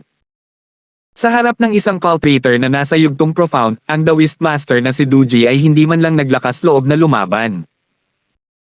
Kung aaminin niya ang pagkatalo, maaaring magkaroon siya ng pagkakataong makabawi sa hinaharap. Gaya ng kasabihan, kung saan may buhay, may pag-asa. Agad na nadismaya si Trevor. Sumimangot siya at itinuro ang The Wistmaster of Tribulation habang dumadaan at sinabing, "Hoy, ikaw, may kutob ka ba?" Kaya pa niyang aminin ang pagkatalo. May hiya ba ang sekta ng Chenkon? Bilasan mo at umakyat ka, maglaban tayo ng 300 rounds. Pangako, hindi kita mamamatay. Tumalikod ang The Wistmaster na si Duji at umalis. Walang saysay na magsalita ng kahit ano sa isang profound stage cultivator na tulad niya. Hindi niya ito matatalo. Kung sobra ang sasabihin niya, lalabanan niya ito ng diretso, at pagkatapos, hindi niya ito matatalo. Ano pa nga ba ang masasabi niya? Nang makita si Trevor na nagmumura sa entablado, natulala ang mga manunood. Ito ba ang maalamat na entablado ng profound? Bakit parang may kung anong gumuho sa puso niya? Hindi alam ni Terence ang sasabihin. Tila naging walang hiya si Trevor matapos magbago ang kanyang mukha. Medyo nagbago ng husto ang kanyang personalidad. May schizophrenia ba siya? Maaari kayang may natitira pa ring banal na sentido ang maliit na iyon. Pero tila hindi rin ganito ang maliit na iyon. Medyo kamukha ito ng kanyang Panginoon, ang patriarkang si Charlie. Matapos tawagin pabalik si Trevor, humarap si Terence sa natigil ang matanda, lumabas na ang resulta. Maaari mo na bang i-anunsyo ito ngayon? Napatingin ang matanda kay Terence, natulala. Natauhan lang siya pagkatapos niyang sumagot ng hindi niya namamalayan. Gayunpaman, nasa isang napakaalangan na sitwasyon siya ngayon. Ang sekta ng Chenkon ay hindi na isa sa 4 na dakila, kundi isa sa 10 dakila. Bilang dakilang elder ng Ying, sino ang dakilang elder ng sekta ng Chenkon? Kumunat ang noo ni Terence, naiintindihan ang sitwasyon ng matanda. Casual niyang ikinumpas ang kanyang kamay, maaari ka nang magpatuloy sa pag-host. Pamilyar ka na sa proseso, kaya hindi mo na kailangang dagdagan pa ang abala. Oo, naiintindihan ng matandang ito. Ang likod ng pinuno ng bayan ng Linford ay nababalot ng malamig na pawis. Hindi siya nang ahas na magsalita, iniisip na hindi naman niya masyadong nasaktan si Terence at ang paaralan ng Percival, hindi ba? Mananagot ba siya? Hinamon ng paaralang Percival ang paaralang Chenkon. Nanalo sila ng 2 sa 3 round. Nanalo ang paaralang Percival at naging isa sa bagong Big Four. Lahat, pakibati po. Pinangunahan ng matandang pinuno ng bayan ng Ying ang palakpakan ng may ngiti sa kanyang mukha, ngunit umiiyak siya sa kanyang puso. Nakuha ng sekta ng Percival ang kapangyarihan sa pamamagitan ng pagtapak sa mga bangkay ng sekta ng Chenkon. Kinailangan pa niyang manguna sa pagpalakpak at pagbati sa kanila. Hindi na kailangang banggitin kung gaano siya nalungkot. Sinenyasan ni Terence si Reggie na umakyat at magpasalamat. Alam ni Reggie na ayaw sumipot ni Terence, kaya't masayang umakyat siya upang magpasalamat dito. Para bang nasa panaginip si Reggie nang makita niyang isa sa Big Four ang paaralan ng Percival. Isang taon na ang nakalilipas, isa lamang siyang low-level early gold core substitute elder. Ngayon, isa na siya sa mga pinuno ng isa sa Big Four na pamilya. Ano pa ba ang mas hindi ka panipaniwala kaysa rito? Maya-maya, nagpatuloy ang dakilang matanda ng bayan ng Ying, nabuo na ang bagong dakilang apat. Ngayon, simulan na natin ang pagraranggol ng dakilang apat. Sandali lang. Ngayong nasakop na ng paaralang Percival, dapat ay kayanan ng ating Thousand Blade sect na patuloy na hamanin ang Big Four, di ba? Biglang putol ni Invincible Primordial. Agad na nabalisa si Ziggy. Direktang hinamon ng paaralan ng Percival ang paaralan ng Chencon. Ngayon, halos sigurado na silang maaaring maging pinuno ng Big Four. Isang biro. Kung ang isang profound stage cultivator ay hindi ang pinuno ng Big Four, sino nga ba? Siyempre, hindi ito ang pangunahing punto. Ang pangunahing punto ay kung gugustuhin ng Thousand Blade sect na hamanin ang Big Four, sino ang magiging target nila? Walang duda, ito ay ang Five Element sect, ang malapit na kakampi ng Universe sect. Sa mga nakaraang araw, ang sekta na may 5 elemento ay nakipagtulungan sa sekta ng Chencon upang harapin ang sekta ng Percival at ang kanyang mga kasama. Ngayong nawala na sa sekta ng Libong Talem ang dating karibal nito, ang sekta ng Chencon, ang sekta na may 5 elemento na lamang ang natitira. Hindi ito maaaring tama. Dali-daling tumayo si Ziggy at tumutol, hindi matatalo na napakatanda. Kapwa Dawista, hindi mo ba alam na para maging isa sa 4 na dakilang sekta, kailangan mo ng kahit 3 bagong soul cultivator. Kahit na nasa tugatog ka na ng bagong soul stage at natupad mo na ang isa sa mga kondisyon, 2 lang kayo ngayon. Kahit na si Tianyong. Kapwa Dawista Tianyong ay nakarating na rin sa bagong soul stage, hindi pa rin ito sapat. 5,629. Kinukot siya ng dakilang matanda ng bayan ng Ying ang sekta ng Libong Talem, kaya natural lang na ayaw niyang magkaroon ng pagkakataon ng sekta ng Libong Talem na hamanin sila. Gayunpaman, ang sekta ng Libong Talem ay may malapit na kaugnayan sa Green Cloud School, at hindi magiging matalino na puntiryahin ang sekta ng Libong Talem ngayong nasakop na ng Green Cloud School. Dahil bumagsak na ang sekta ng Chencon, ano ang kinalaman sa kanya ng buhay at kamatayan ng sekta ng 5 elemento? Bilang resulta, ang dakilang matanda ng bayan ng Ying ay tumingin lamang sa ibaba at nagkunwaring patay. Hindi nagsalita si Grand Elder Linton, ngunit tumayo si Danny upang suportahan si Ziggy at sinabing tama ang pinuno ng sekta na si Madak. Hindi pa nagkaroon ng Grade 4 na may iisang baguhang soul stage cultivator lamang.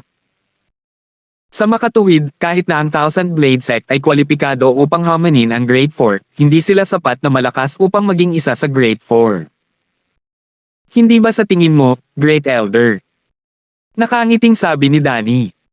Sa huli, ibinaling niya ang usapan sa dakilang elder ng Ying na nagkunwaring patay. Dahil bumagsak na ang sekta ng Chencon, sino ang mag-aalala sa dakilang elder na ito ng Ying na mula sa sekta ng Chencon? Mas mahalagang samantalahin ang pagkakataon. Isinumpa ng dakilang elder ng Ying si Danny dahil sa pagiging hindi makatwiran, ngunit siya naman ang punong abala ng lumang pagpupulong, kaya ang tanging nagawa niya ay maglakas loob at magpatuloy. Oo, iyan ang nakasaad sa mga patakaran. Ngunit dahil sa mga bagong tao at sa bagong kapaligiran, bukas pa rin sa talakayan kung dapat ba nating ipagpatuloy ang pagsunod sa mga patakaran ng Big Four. Ang ibig niyang sabihin ay, pwede kayong mag-away-away, huwag niyo akong hilahin pababa kasama ninyo. Gayunpaman, hindi na problema ang tanong na ito. Tumawa si Invincible Primordial at sinabing, ang isang peak nascent soul realm cultivator ay hindi nga kwalipikado na maging isa sa 4 na dakila. Pero sino ang nagsabi sa iyo na isa akong peak nascent soul realm cultivator? Natigilan ang lahat nang tumingin sila kay Invincible Primordial nang may pagtataka. Kahit hindi sila nagsalita, mayroon na silang ilang masamang kutob sa kanilang mga puso. Pagkatapos, napagtanto nila na maaari nilang alisin ang kanilang mga haka-haka at direktang gawin itong isang masamang pakiramdam. Mayabang na tumingin sa paligid si Invincible Primordial at ipinakita ang kanyang aura. Dahil sa malakas na presyon, walang sinuman sa mga naruroon ang nangahas na lumaban. Kung ikukumpara sa aura ni Trevor, mas malakas pa ito. Napaigtad si Trevor, iniisip na medyo B** star si Terence. Narating na rin niya ang misteryosong yugto ng pag-akyat at mas malakas pa siya kaysa sa kanya. Ako lang ang naging numero 1 sa maliit na Jangho noong sinaunang panahon at ngayon ako na ang numero 2. Ang malas. Natulala talaga si Ziggy. Lahat ba ng mga nagtatanim sa entablado ng Profound ay parang mga repolyo na itinatanam sa bukid? Pagdating ng panahon, kaya niya itong bunutin ng basta-basta. Noong nasa Great Circle pa si Invincible Immemorial ng bagong Soul Realm, hindi inisip ni Ziggy na ang 5 Element Sect ang magiging kalaban ni Invincible Immemorial.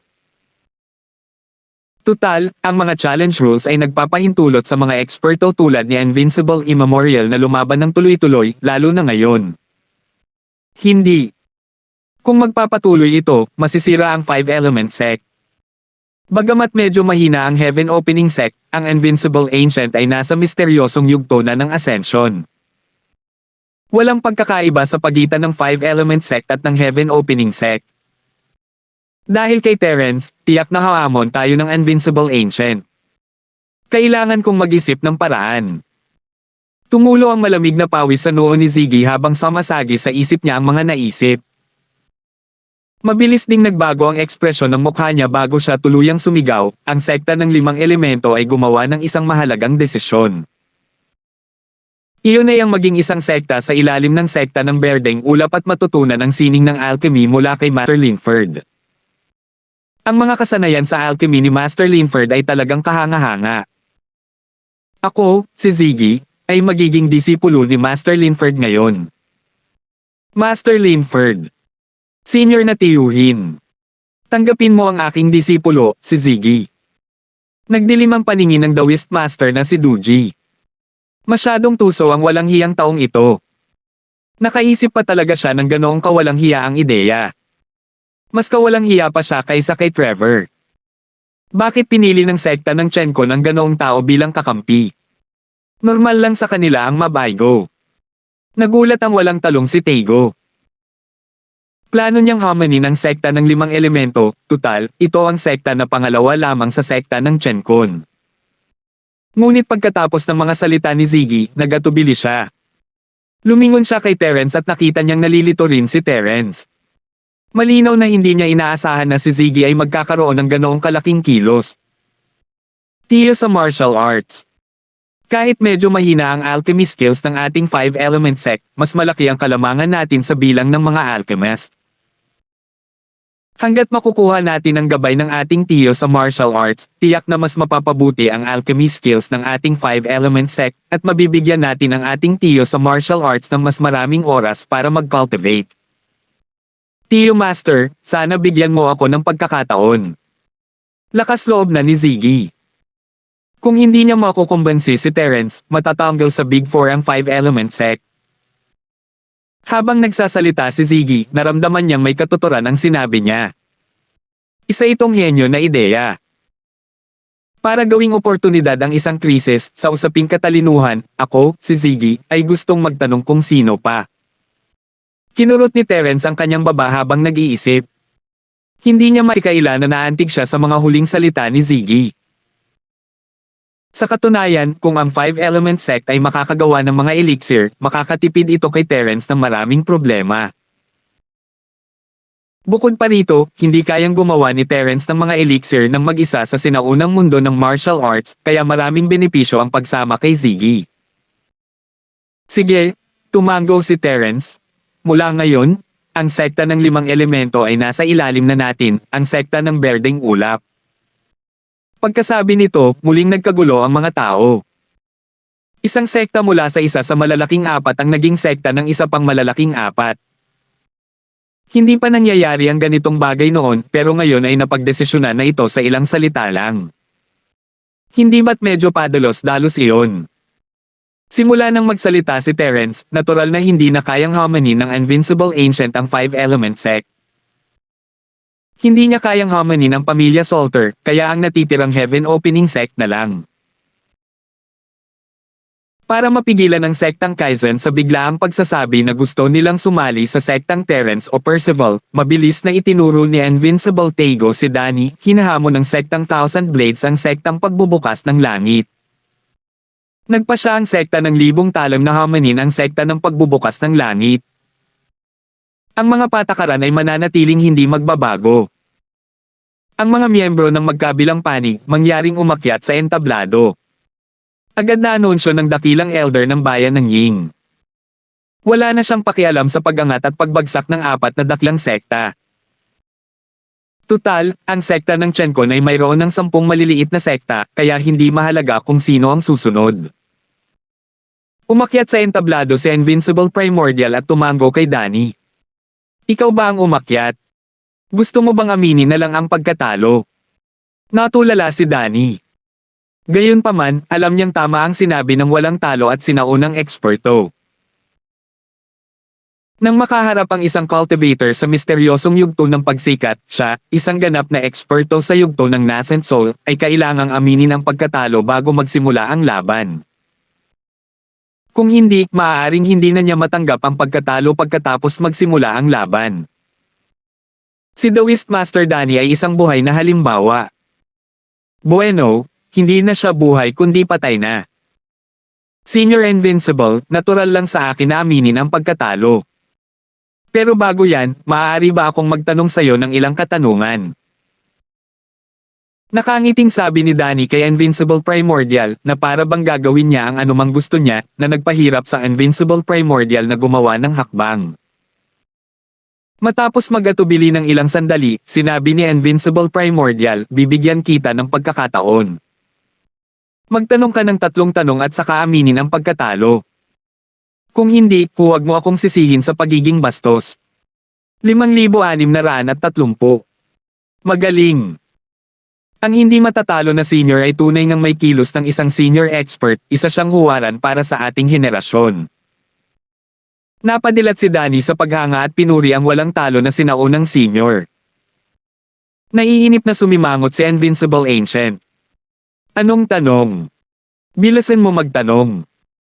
Huwag kang magsalita ng walang kwentang bagay.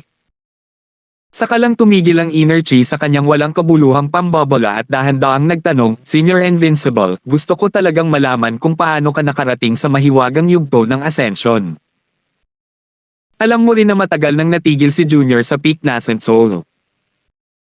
Kung magabayan ako ni Senior Invincible, lubos na magpapasalamat si Junior. Hindi lamang si Danny ang gustong malaman ang sagot sa tanong na ito. Gustong malaman ng lahat dahil ito ay may kinalaman sa mahahalagang interes ng bawat isa sa maliit na Jangho noong sinaunang panahon. Hindi tumingin si Invincible Tago kay Terence, umiling lang. Nagkataon lang. Hindi ko nasasabihin sa iyo ang proseso, kaya pwede kang magtanong pa. Hindi sasabihin ni Unbeatable Tago kahit kanino ang tungkol dito nang walang pahintulot ni Terence. Hindi na niya kailangang tanungin si Terence. Inaasahan na ni Donnie na hindi sasabihin sa kanya ng Invincible Archean ang totoo, kaya umiling siya at nanghihinayang, sayang naman.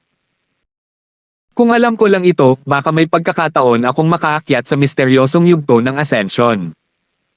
Walang sinabi ang walang talong si Tago. Sa katunayan, hindi niya inakalang magagawa ito ni Donnie. Tutal, kung wala ang mga tableta at kidlat ni Terence, hindi siya makakarating sa yugtong profound kahit sabihin niya kay Donnie ang totoo. May 2 pa akong tanong. Nagmamakaawa ng walang talong Primordial. Nauubusan na siya ng pasensya para makinig sa mahaba at makahulugang talumpati ni Danny. Ang pangalawang tanong, gustong malaman ng junior na ito, saan nakalusot ang Invincible Senior. Kung maaari, pakisabi naman sa akin para makahanap ako ng mga pagkakataon. Kung makukuha niya ang sagot sa tanong na ito mula sa Invincible Ancient, magiging maganda ang ani nito. Gayunpaman, hindi pa rin sumagot ang Invincible Ancient. Pinili ni Terence ang lugar na iyon, kaya sino ang mag-aakala kung mayroon itong espesyal na kahulugan para kay Terence?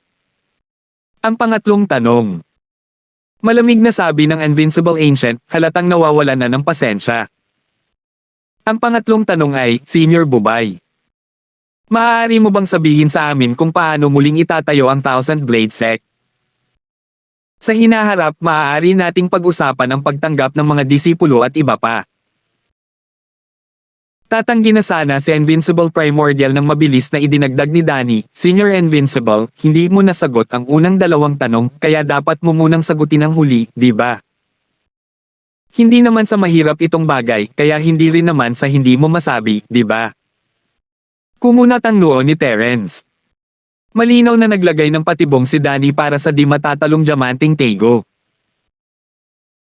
Gusto niya talagang malaman ang mga sagot sa unang dalawang tanong, ngunit alam niyang hindi ito basta-basta maibibigay ng di matatalong Teigo, kaya hindi mahalaga kung nakuha niya ito o hindi.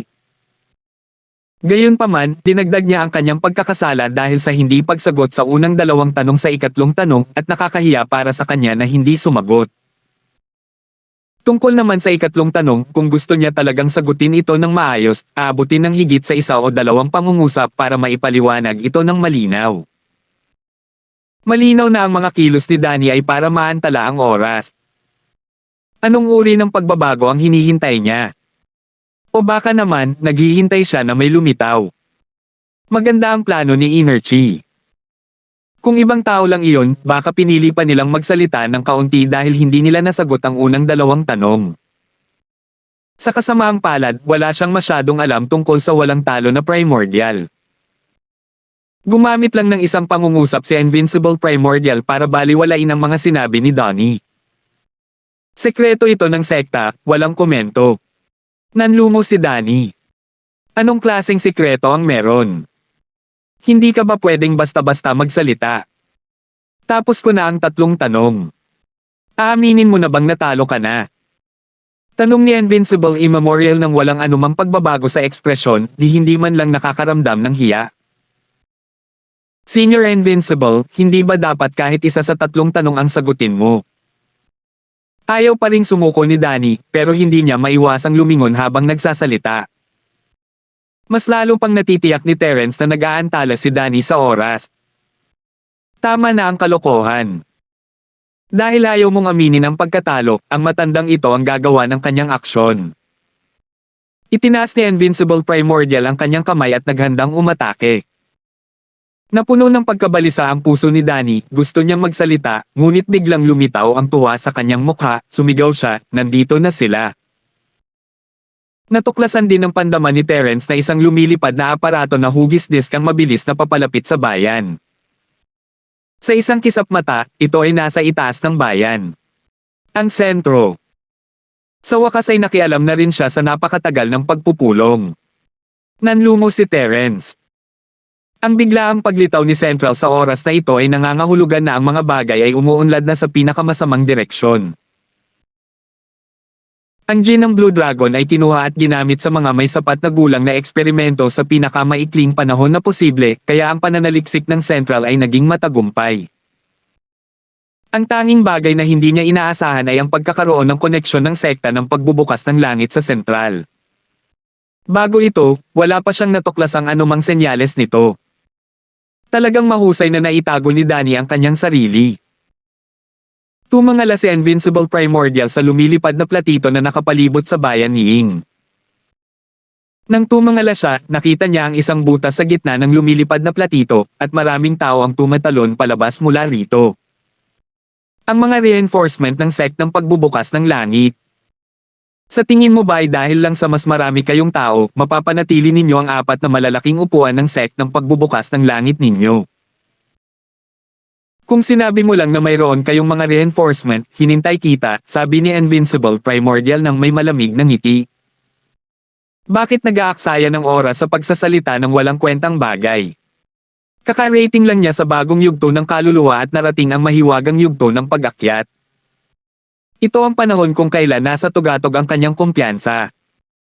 Hanggat sinasabi ni Danny na may hinihintay siya, ang walang talo na Primordial ay talagang maghihintay sa kanya. Hindi na niya kailangang gumawa ng mga nakakabagot na trick. Natigilan si Danny. Hindi niya pinansin ang Invincible Primordial at humarap sa 2 taong naunang lumapag. Ikinuyom niya ang kanyang mga kamao at sinabing, Elder Zhu, Elder Chen, ang tagal ko na kayong hinihintay.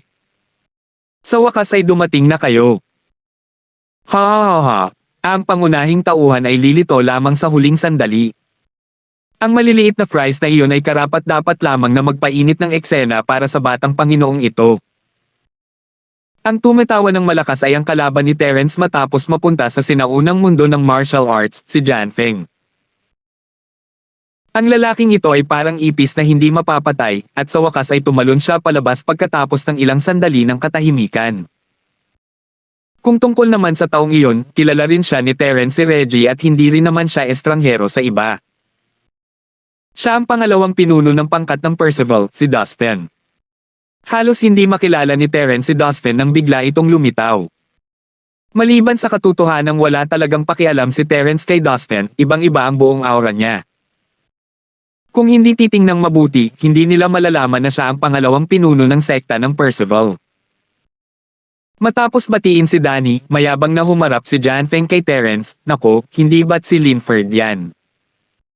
Matagal ko na siyang hindi nakikita, mukhang hindi siya masarap. Hindi ka ba nabusog? Matandang Chen, mukhang napakahirap ng kondisyon ng pagkain sa paaralan ninyo sa Percival ngayon. Gusto mo bang bumalik at mag-organisa muli? Salamat po at sinamahan ninyo ako, ingat lagi mga master.